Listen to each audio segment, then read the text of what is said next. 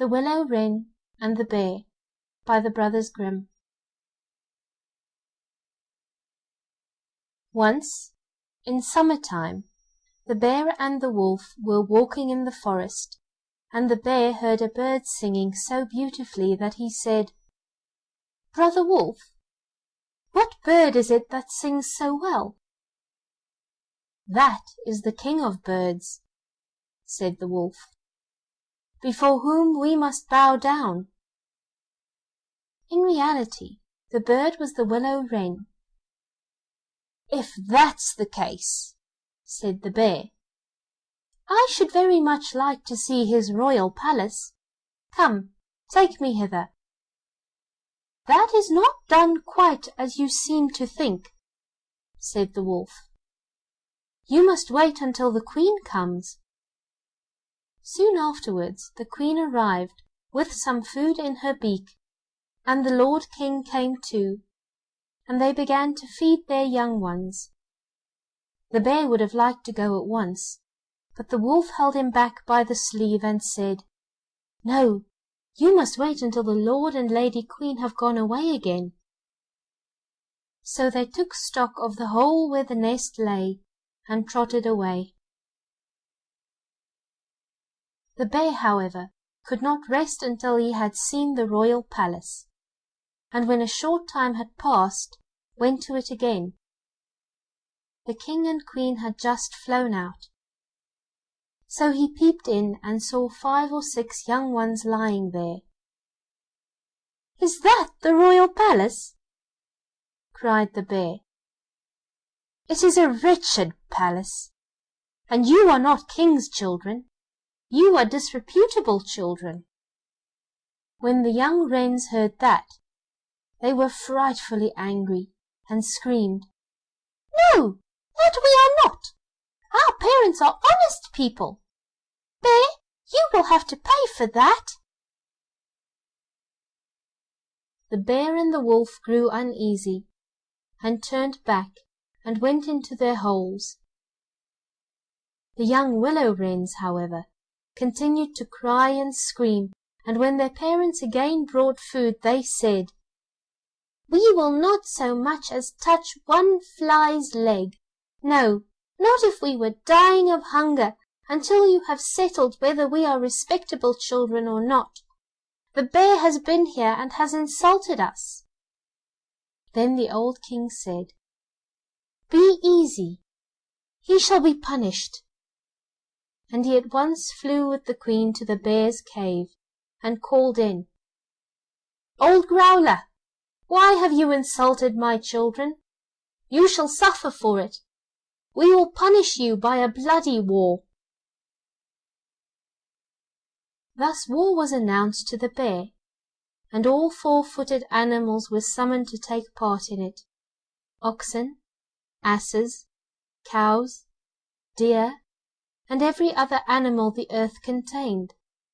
And the willow wren summoned everything which flew in the air, not only birds, large and small, but midges and hornets, bees and flies had to come.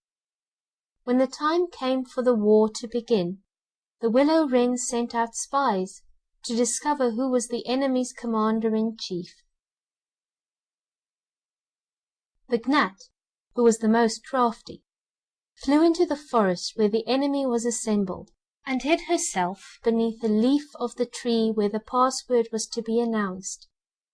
There stood the bear, and he called the fox before him and said, "Fox, you are the most cunning of all animals. You shall be general and lead us." "Good," said the fox. "But what signal shall we agree upon?" No one knew that, so the fox said, "I have a fine long bushy tail, which almost looks like a plume of red feathers. When I lift my tail up quite high, all is going well, and you must charge.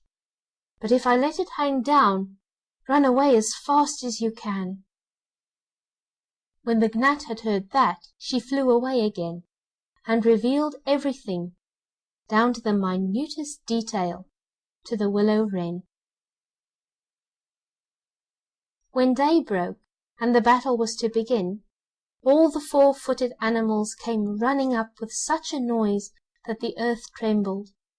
The willow wren with his army also came flying through the air with such a humming and whirring and swarming that everyone was uneasy and afraid. And on both sides they advanced against each other. But the willow wren sent down the hornet, with orders to settle beneath the fox's tail, and sting with all his might. When the fox felt the first sting, he started so that he lifted one leg from pain, but he bore it, and still kept his tail high in the air. At the second sting, he was forced to put it down for a moment.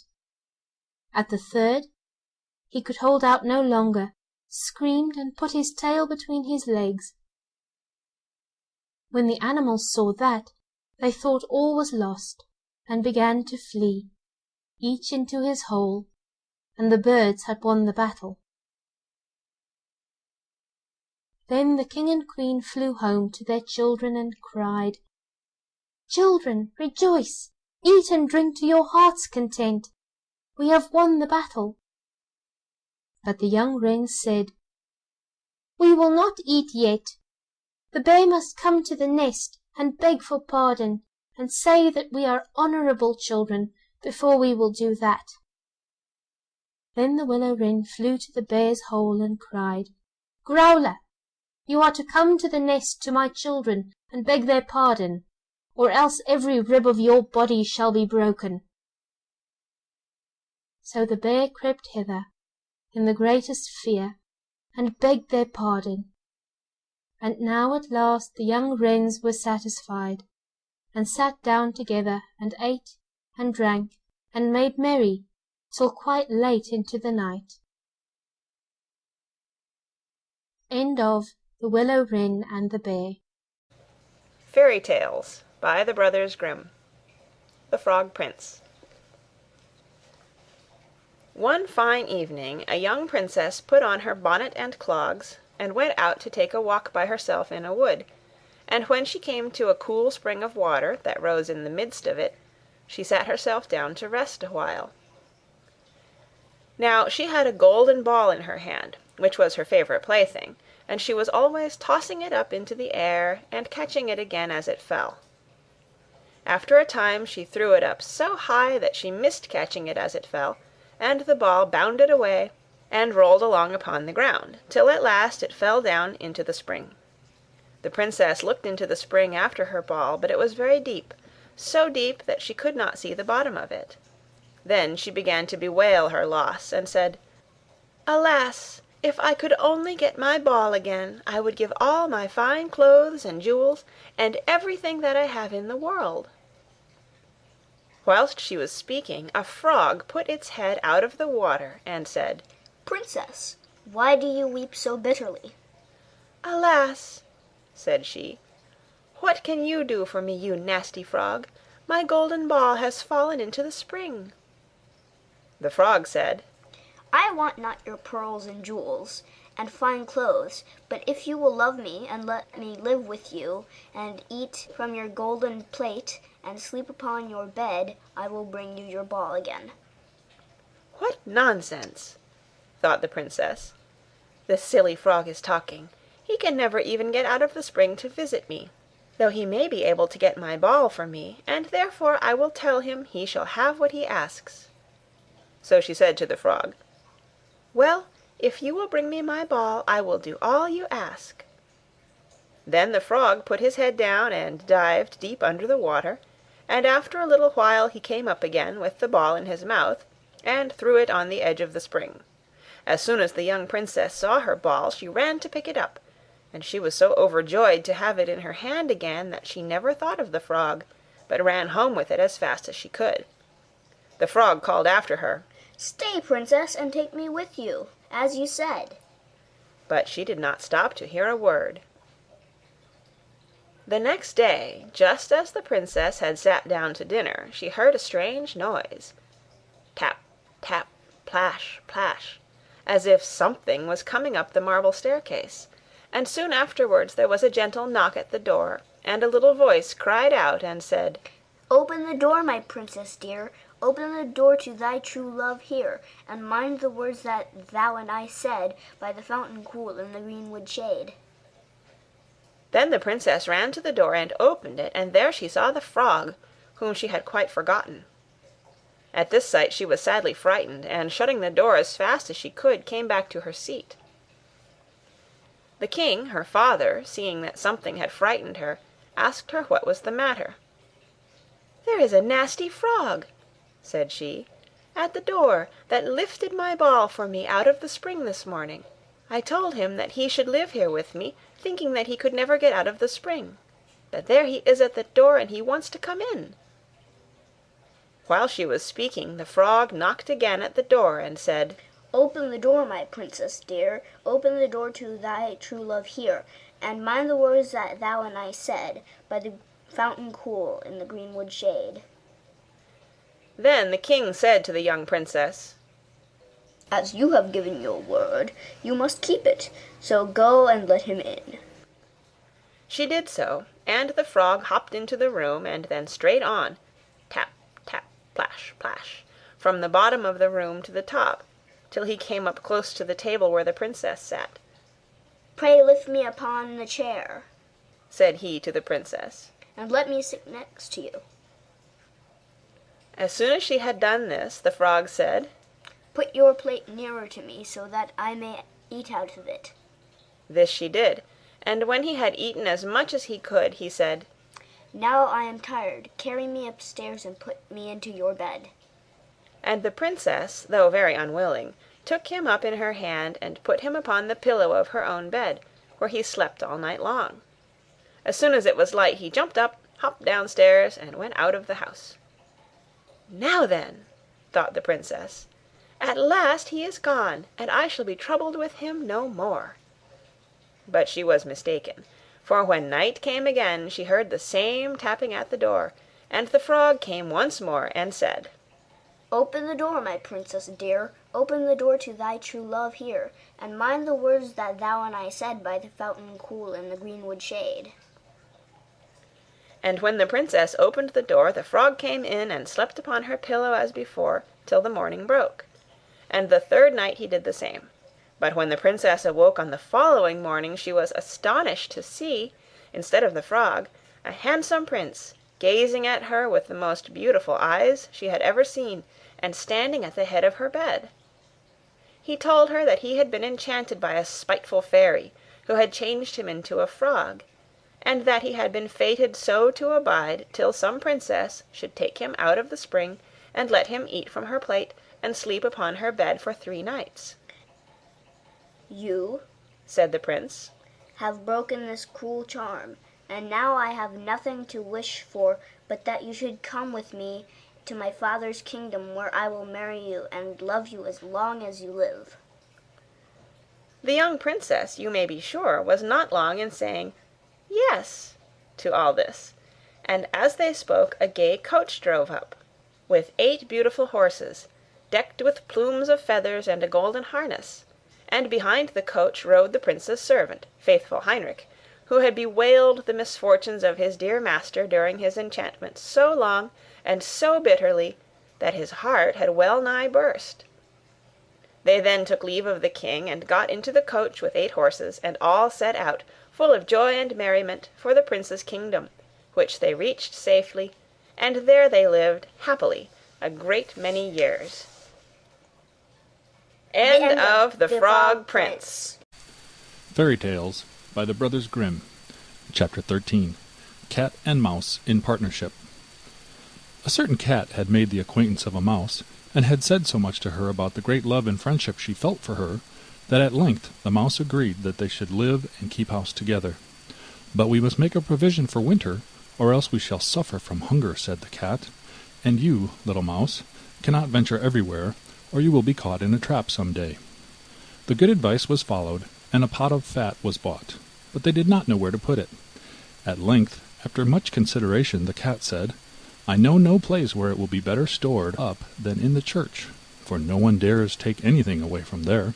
We will set it beneath the altar, and not touch it until we are really in need of it. So the pot was placed in safety, but it was not long before the cat had a great yearning for it, and said to the mouse, "I want to tell you something, little mouse. My cousin has brought a little son into the world, and has asked me to be godmother. He is white with brown spots, and I am to hold him over the font at the christening. Let me go out today, and you look after the house by yourself." "Yes, yes," answered the mouse, "by all means go, and if you get anything very good to eat, think of me. I should like a drop of sweet red christening wine myself." All this, however, was untrue. The cat had no cousin, and had not been asked to be godmother. She went straight to the church, stole to the pot of fat, began to lick at it, and licked the top of the fat off. Then she took a walk upon the roofs of the town, looked out for opportunities, and then stretched herself in the sun, and licked her lips whenever she thought of the pot of fat, and not until it was evening did she return home. "Well, here you are again," said the mouse. "No doubt you have had a merry day." "All went off well," answered the cat. "What name did they give the child?" "Top-off," said the cat quite coolly. "Top-off," cried the mouse. "That is a very odd and uncommon name. Is it a usual one in your family?" "What does that matter?" said the cat. "It is no worse than Crumb-stealer, as your godchildren are called." Before long the cat was seized by another fit of yearning. She said to the mouse, "You must do me a favor, and once more manage the house for a day alone. I am again asked to be godmother, and, as the child has a white ring around its neck, I cannot refuse." The good mouse consented, but the cat crept behind the town walls to the church, and devoured half the pot of fat. "Nothing ever seems so good as what one keeps to oneself," she said, and was quite satisfied with her day's work. When she went home, the mouse inquired, "And what was the child christened?" "Half done," answered the cat. "Half done? What are you saying? I never heard the name in my life. I'll wager anything that it is not in the calendar." The cat's mouth soon began to water for some more licking. "All good things go in threes," said she. "I am asked to stand godmother again. The child is quite black, only it has white paws, but with that exception it has not a single white hair on its whole body. This only happens once every few years. You will let me go, won't you?" "Top-off, Half-done," answered the mouse. "They are such odd names. They make me very thoughtful." "You sit at home," said the cat, "in your dark gray fur coat and long tail, and are filled with fancies. That's because you do not go out in the daytime." During the cat's absence the mouse cleaned the house and put it in order, but the greedy cat entirely emptied the pot of fat. "When everything was eaten up, one has some peace," she said to herself, and well filled and fat, she did not return home till night. The mouse at once asked what name had been given to the third child. "It will not please you more than the others," said the cat. "He is called All Gone." "All Gone!" cried the mouse. "That is the most suspicious name of all. I have never seen it in print. All Gone! What can that mean?" And she shook her head, curled herself up, and lay down to sleep. From this time forth no one invited the cat to be godmother, but when the winter had come, and there was no longer anything to be found outside, the mouse thought of their provision and said, "Come, cat, we will go to our pot of fat, which we have stored up for ourselves. We shall enjoy that." "Yes," answered the cat, "you will enjoy it as much as you would enjoy sticking that dainty tongue of yours out of the window." They set out on their way, but when they arrived, the pot of fat certainly was still in its place, but it was empty. "Alas!" said the mouse, "now I see what has happened. Now it comes to light. You, a true friend, you have devoured all when you were standing godmother.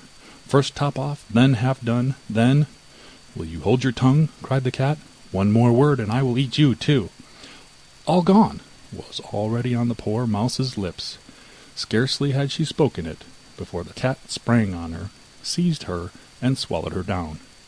Verily, that is the way of the world. End of chapter 13. Fairy Tales by the Brothers Grimm. Chapter 14. The Goose Girl. The king of a great land died, and left his queen to take care of their only child. This child was a daughter, who was very beautiful, and her mother loved her dearly and was very kind to her. And there was a good fairy, too, who was fond of the princess, and helped her mother to watch over her. When she grew up, she was betrothed to a prince who lived a great way off, and as the time drew near for her to be married, she got ready to set off on her journey to his country. Then the queen her mother packed up a great many costly things, jewels and gold and silver, trinkets, fine dresses, and in short everything that became a royal bride. And she gave her a waiting maid to ride with her, and give her into the bridegroom's hands, and each had a horse for the journey. Now the princess's horse was the fairy's gift, and it was called Falada, and could speak. When the time came for them to set out, the fairy went into her bedchamber, and took a little knife, and cut off a lock of her hair, and gave it to the princess, and said, "Take care of it, dear child, for it is a charm that may be of use to you on the road." Then they all took a sorrowful leave of the princess, and she put the lock of hair into her bosom, got upon her horse, and set off on her journey to her bridegroom's kingdom. One day, as they were riding along by a brook, the princess began to feel very thirsty, and she said to her maid, "Pray get down and fetch me some water in my golden cup out of yonder brook, for I want to drink." "Nay," said the maid, "if you are thirsty, get off yourself, and stoop down by the water and drink. I shall not be your waiting maid any longer." Then she was so thirsty that she got down and knelt over the little brook and drank, for she was frightened, and dared not bring out her golden cup, and she wept and said, "Alas, what will become of me?" And the lock answered her and said, "Alas, alas, if thy mother knew it, sadly, sadly would she rue it." But the princess was very gentle and meek, so she said nothing to her maid's ill behavior, but got upon her horse again. Then all rode farther on their journey, till the day grew so warm, and the sun so scorching, that the bride began to feel very thirsty again, and at last, when they came to a river, she forgot her maid's rude speech, and said, "Pray get down and fetch me some water to drink in my golden cup." But the maid answered her, and even spoke more haughtily than before, "Drink if you will, but I shall not be your waiting maid." Then the princess was so thirsty that she got off her horse and lay down, and held her head over the running stream, and cried and said, "What will become of me?" And the lock of hair answered her again, "Alas, alas, if thy mother knew it, sadly, sadly would she rue it." And as she leaned down to drink, the lock of hair fell from her bosom and floated away with the water. Now she was so frightened that she did not see it, but her maid saw it and was very glad, for she knew the charm, and she saw that the poor bride would be in her power, now that she had lost the hair. So when the bride had done drinking, and would have got upon Falada again, the maid said, "I shall ride upon Falada, and you may have my horse instead."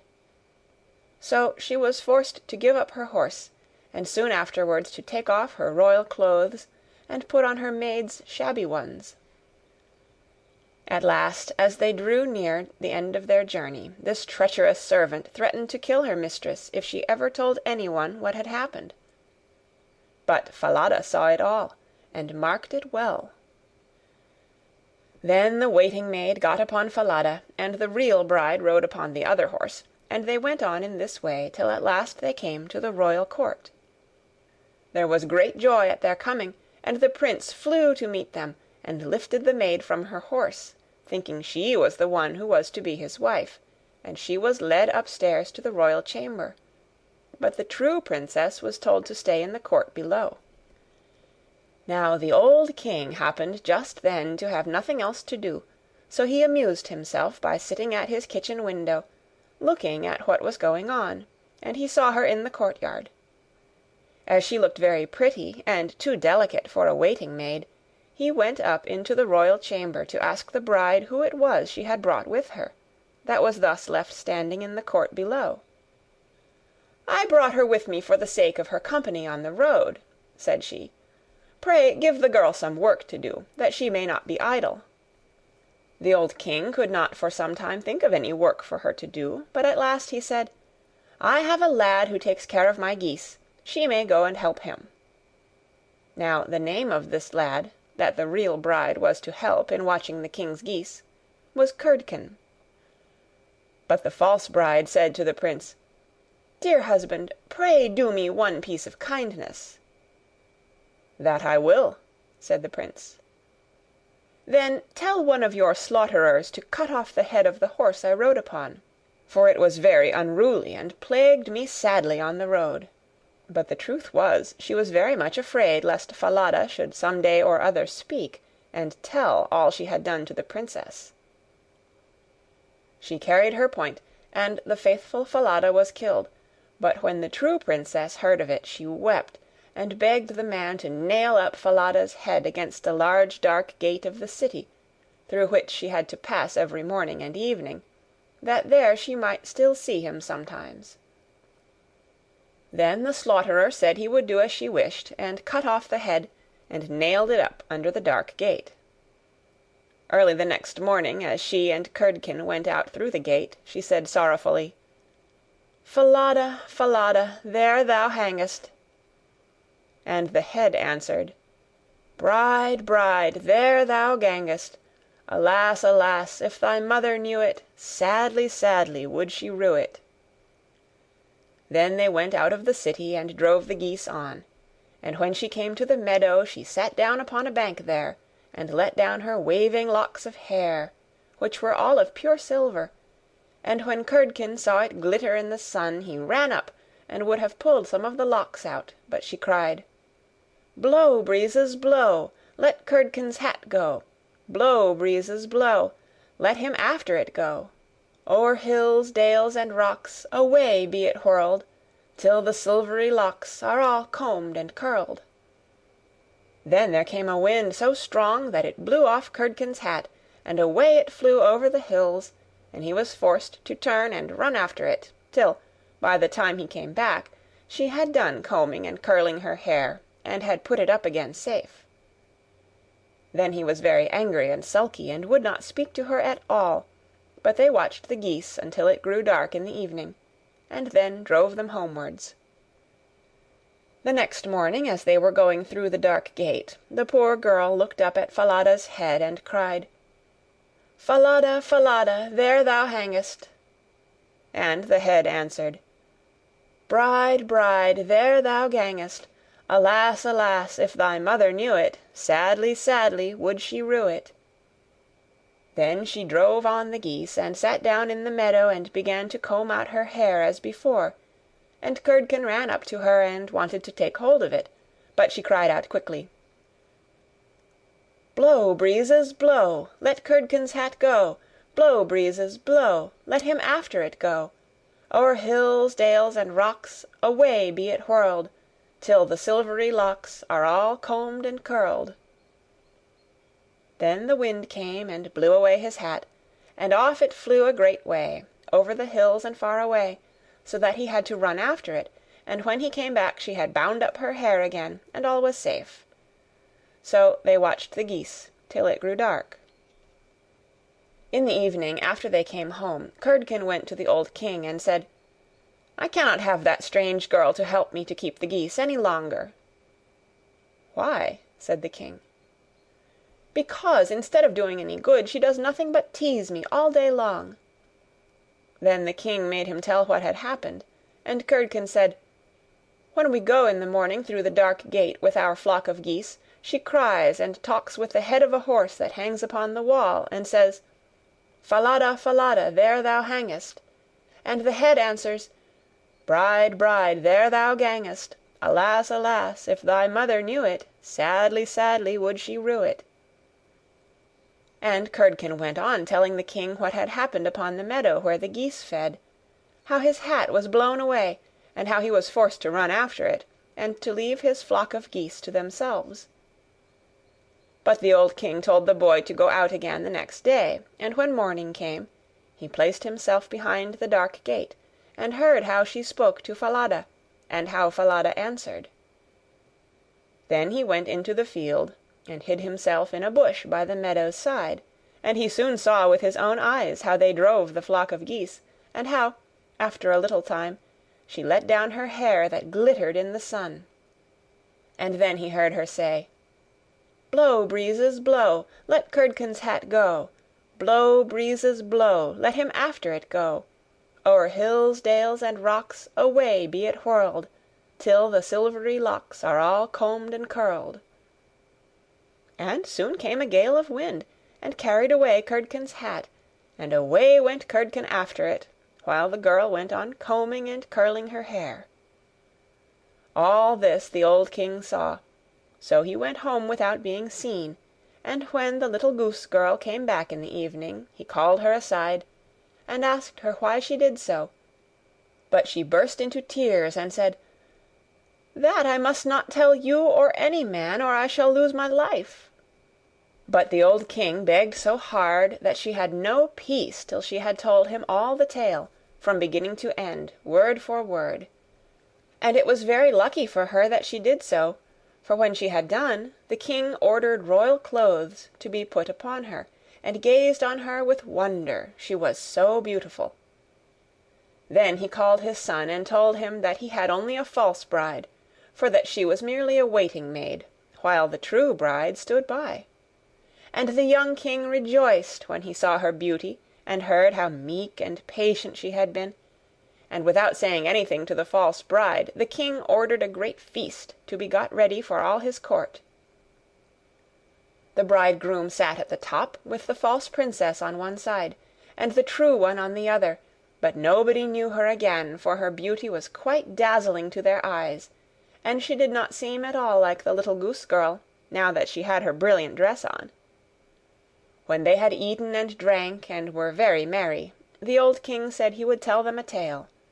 So he began, and told all the story of the princess, as if it was one that he had once heard, and he asked the true waiting maid what she thought ought to be done to any one who would behave thus. "Nothing better," said this false bride, "than that she should be thrown into a cask, stuck round with sharp nails, and that 2 white horses should be put to it, and should drag it from street to street till she was dead." "Thou art she," said the old king, "and as thou hast judged thyself, so shall it be done to thee." And the young king was then married to his true wife, and they reigned over the kingdom in peace and happiness all their lives, and the good fairy came to see them, and restored the faithful Falada to life again. End of chapter 14. The Goose Girl. Fairy Tales by the Brothers Grimm. Chapter 15. The Adventures of Chanticleer and Partlet. Part 1. How they went to the mountains to eat nuts. "The nuts are quite ripe now," said Chanticleer to his wife Partlet. "Suppose we go together to the mountains and eat as many as we can, before the squirrel takes them all away." "With all my heart," said Partlet. "Let us go and make a holiday of it together." So they went to the mountains, and as it was a lovely day, they stayed there till the evening. Now, whether it was that they had eaten so many nuts that they could not walk, or whether they were lazy and would not, I do not know. However, they took it into their heads that it did not become them to go home on foot. So Chanticleer began to build a little carriage of nutshells, and when it was finished, Partlet jumped into it and sat down, and bid Chanticleer harness himself to it and draw her home. "That's a good joke," said Chanticleer. "No, that will never do. I'd rather by half walk home. I'll sit on the box and be coachman if you'd like, but I'll not draw." While this was passing, a duck came quacking up and cried out, "You thieving vagabonds, what business have you in my grounds? I'll give it you well for your insolence." And upon that she fell upon Chanticleer most lustily. But Chanticleer was no coward, and returned the duck's blows with his sharp spurs so fiercely that she soon began to cry out for mercy, which was only granted her upon condition that she would draw the carriage home for them. This she agreed to, and Chanticleer got upon the box and drove, crying, "Now, duck, get on as fast as you can." and away they went at a pretty good pace. After they had travelled along a little way, they met a needle and pin walking together along the road, and the needle cried out, "Stop, stop!" and said it was so dark they could hardly find their way, and such dirty walking they could not get on at all. He told them that he and his friend the pin had been at a public house a few miles off, and had sat drinking till they had forgotten how late it was. He begged, therefore, that the travellers would be so kind as to give them a lift in their carriage. Chanticleer, observing that they were but thin fellows, and not likely to take up much room, told them they might ride, but made them promise not to dirty the wheels of the carriage in getting in, nor to tread on Partlet's toes. Late at night they arrived at an inn, and as it was bad travelling in the dark, and the duck seemed much tired, and waddled about a good deal from one side to the other, they made up their minds to fix their quarters there. The landlord at first was unwilling, and said his house was full, thinking they might not be very respectable company. However, they spoke civilly to him, and gave him the egg which Partlet had laid by the way, and said they would give him the duck, who was in the habit of laying one every day. So at last he let them come in, and they bespoke a handsome supper, and spent the evening very jollily. Early in the morning, before it was quite light, and when nobody was stirring in the inn, Chanticleer awakened his wife, and fetching the egg, they pecked a hole in it, ate it up, and threw the shells into the fireplace. They then went to the pin and needle, who were fast asleep, and seizing them by the heads, stuck one into the landlord's easy-chair, and the other into his handkerchief. And having done this, they crept away as softly as possible.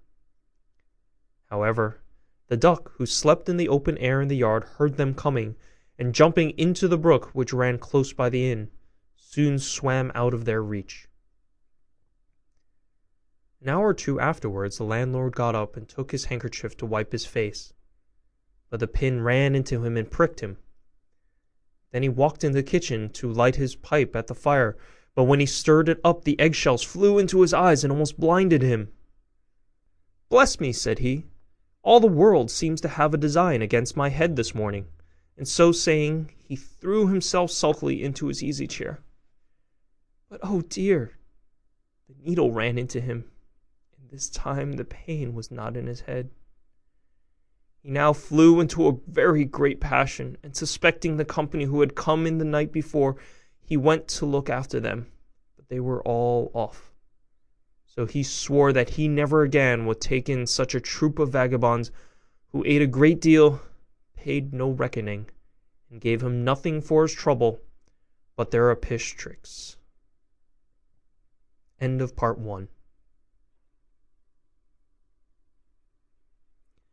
Part 2. How Chanticleer and Partlet went to visit Mr. Korbes. Another day, Chanticleer and Partlet wished to ride out together. So Chanticleer built a handsome carriage with 4 red wheels, and harnessed 6 mice to it. And then he and Partlet got into the carriage, and away they drove. Soon afterwards a cat met them, and said, "Where are you going?" And Chanticleer replied, "All on our way, a visit to pay to Mr. Korbes the fox today." Then the cat said, "Take me with you." Chanticleer said, "With all my heart, get up behind, and be sure you do not fall off. Take care of this handsome coach of mine, nor dirty my pretty red wheels so fine. Now, mice, be ready, and wheels run steady, for we are going a visit to pay to Mr. Korbes the fox today."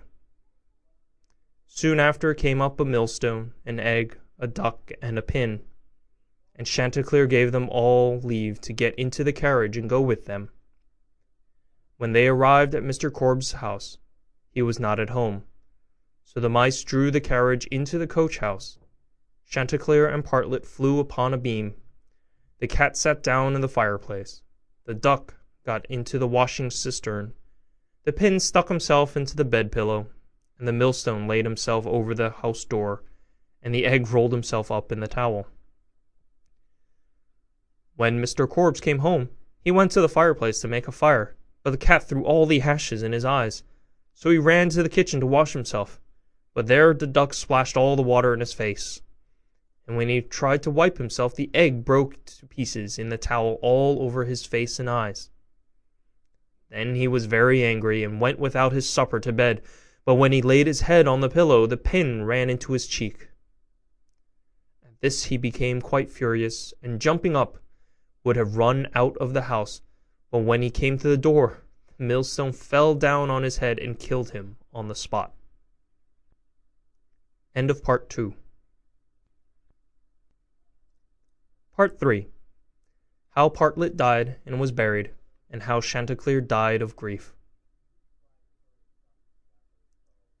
Another day Chanticleer and Partlet agreed to go again to the mountains to eat nuts. Then it was settled that all the nuts which they found should be shared equally between them. Now Partlet found a very large nut, but she said nothing about it to Chanticleer and kept it all to herself. However, it was so big that she could not swallow it and stuck it in her throat. Then she was in a great fright and cried out to Chanticleer, "Pray run as fast as you can and fetch me some water, or I shall choke." Chanticleer ran as fast as he could to the river and said, "River, give me some water, for Partlet lies in the mountain and will choke by a great nut." The river said, "Run first to the bride and ask her for a silken cord to draw up the water." Chanticleer ran to the bride and said, "Bride, you must give me a silken cord, for then the river will give me water, and the water I will carry to Partlet, who lies on the mountain and will choke by a great nut." But the bride said, "Run first and bring me my garland that is hanging on a willow in the garden." Then Chanticleer ran to the garden and took the garland from the bow where it hung, and brought it to the bride, and then the bride gave him the silken cord, and he took the silken cord to the river.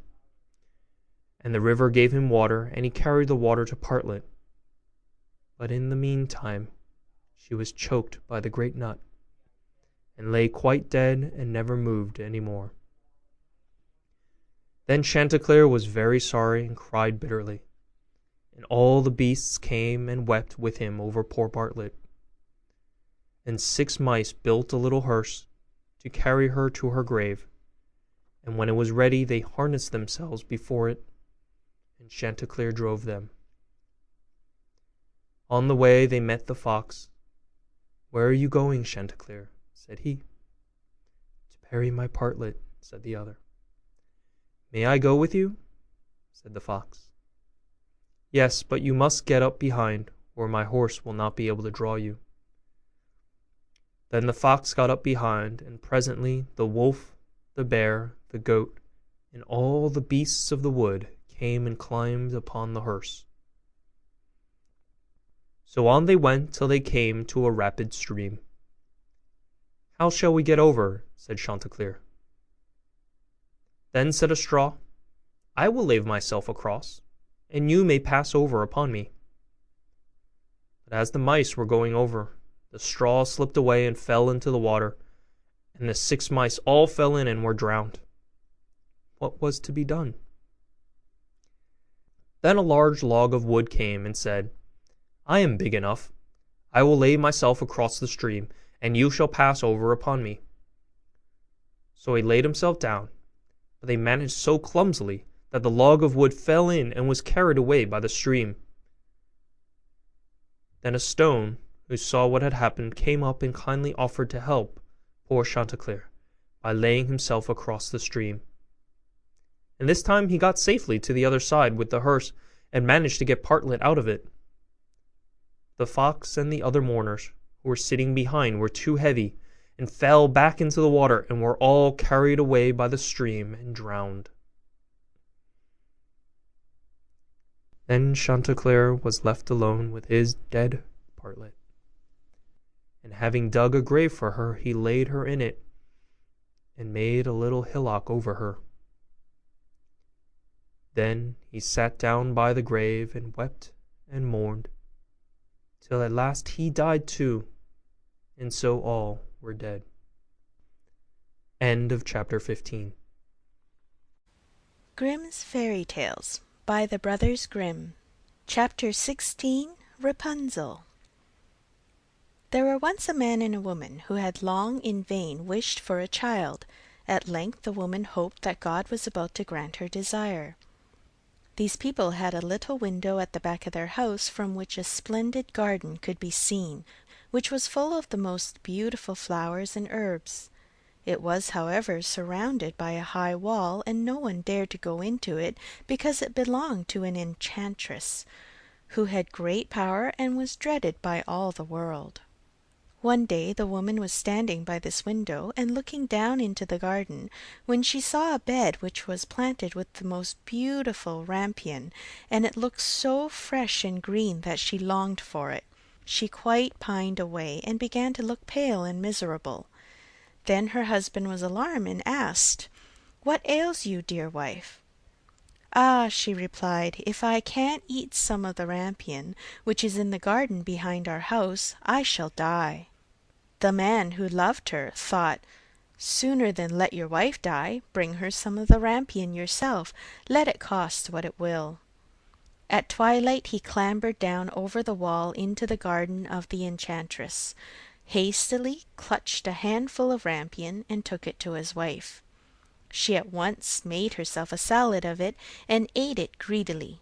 It tasted so good to her, so very good that the next day she longed for it 3 times as much as before. If he was to have any rest, her husband must once more descend into the garden. In the gloom of evening, therefore, he let himself down again. But when he clambered down the wall, he was terribly afraid, for he saw the enchantress standing before him. "How can you dare," she said with an angry look, "descend into my garden and steal my rampion like a thief? You shall suffer for it." "Ah," answered he, "let mercy take the place of justice. I only made up my mind to do it out of necessity. My wife saw your rampion from the window, and felt such a longing for it that she would have died if she had not got to eat some." Then the enchantress allowed her anger to be softened, and said to him, "If the case be as you say, I will allow you to take away with you as much rampion as you will. Only I make one condition. You must give me the child which your wife will bring into the world. It shall be well treated, and I will care for it like a mother." The man in his terror consented to anything, and when the woman was brought to bed, the enchantress appeared at once, gave the child the name of Rapunzel, and took it away with her. Rapunzel grew into the most beautiful child under the sun. When she was 12 years old, the enchantress shut her into a tower which lay in a forest, and had neither stairs nor door, but quite at the top was a little window. When the enchantress wanted to go in, she placed herself beneath it and cried, "Rapunzel, Rapunzel, let down your hair to me." Rapunzel had magnificent long hair, fine as spun gold, and when she heard the voice of the enchantress, she unfastened her braided tresses, wound them round one of the hooks of the window above, and then the hair fell 20 ells down, and the enchantress climbed up by it. After a year or 2, it came to pass that the king's son rode through the forest, and passed by the tower. Then he heard a song which was so charming that he stood still and listened. This was Rapunzel, who in her solitude passed her time in letting her sweet voice resound. The king's son wanted to climb up to her, and looked for the door of the tower, but none was to be found. He rode home, but the singing had so deeply touched his heart that every day he went out into the forest and listened to it. Once, when he was thus standing behind a tree, he saw that an enchantress came there, and he heard how she cried, "Rapunzel, Rapunzel, let down your hair to me." Then Rapunzel let down the braids of her hair, and the enchantress climbed up to her. "If that is the ladder by which one mounts, I too will try my fortune," said he, and the next day, when he began to grow dark, he went to the tower and cried, "Rapunzel, Rapunzel, let down your hair to me." Immediately the hair fell down, and the king's son climbed up. At first Rapunzel was terribly frightened when a man, such as her eyes had never yet beheld, came to her, but the king's son began to talk to her like a friend, and told her that his heart had been so stirred that it had let him have no rest, and he had been forced to see her. Then Rapunzel lost her fear, and when he asked her if she would take him for her husband, and she saw that he was young and handsome, she thought, "He will love me more than the old Dame Gothel does." And she said yes, and laid her hand in his.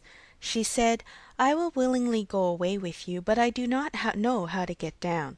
Bring with you a skein of silk every time you come, and I will weave a ladder with it, and when that is ready I will descend and you will take me on your horse."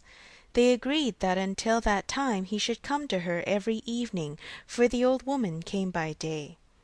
The enchantress remarked nothing of this until once Rapunzel said to her, "Tell me, Dame Gothel, how it happens that you are so much heavier for me to draw up than the young king's son. He is with me in a moment." "Ah, you wicked child!" cried the enchantress. "What do I hear you say? I thought I had separated you from all the world, and yet you have deceived me." In her anger she clutched Rapunzel's beautiful tresses, wrapped them twice around her left hand, seized a pair of scissors with the right, and snip snap they were cut off, and the lovely braids laid on the ground. And she was so pitiless that she took poor Rapunzel into a desert, where she had to live in great grief and misery. On the same day that she cast out Rapunzel, however, the enchantress fastened the braids of hair which she had cut off to the hook of the window, and when the king's son came and cried, "Rapunzel, Rapunzel, let down your hair to me," she let the hair down. The king's son ascended, but instead of finding his dearest Rapunzel, he found the enchantress, who gazed at him with wicked and venomous looks. "Aha!" she cried mockingly, "you would fetch your dearest, but the beautiful bird sits no longer singing in the nest. The cat has got it, and will scratch out your eyes as well. Rapunzel is lost to you. You will never see her again." The king's son was beside himself with pain, and in his despair he leapt down from the tower. He escaped with his life, but the thorns into which he fell pierced his eyes. Then he wandered quite blind about the forest, ate nothing but roots and berries, and did not but lament and weep over the loss of his dearest wife. Thus he roamed about in misery for some years, and at length came to the desert where Rapunzel, with the twins in which she had given birth, a boy and a girl, lived in wretchedness. He heard a voice, and it seemed so familiar to him that he went towards it, and when he approached, Rapunzel knew him and fell on his neck and wept. 2 of her tears wetted his eyes, and they grew clear again, and he could see with them as before. He led her to his kingdom, where he was joyfully received, and they lived for a long time afterwards, happily and contented. End of chapter 16.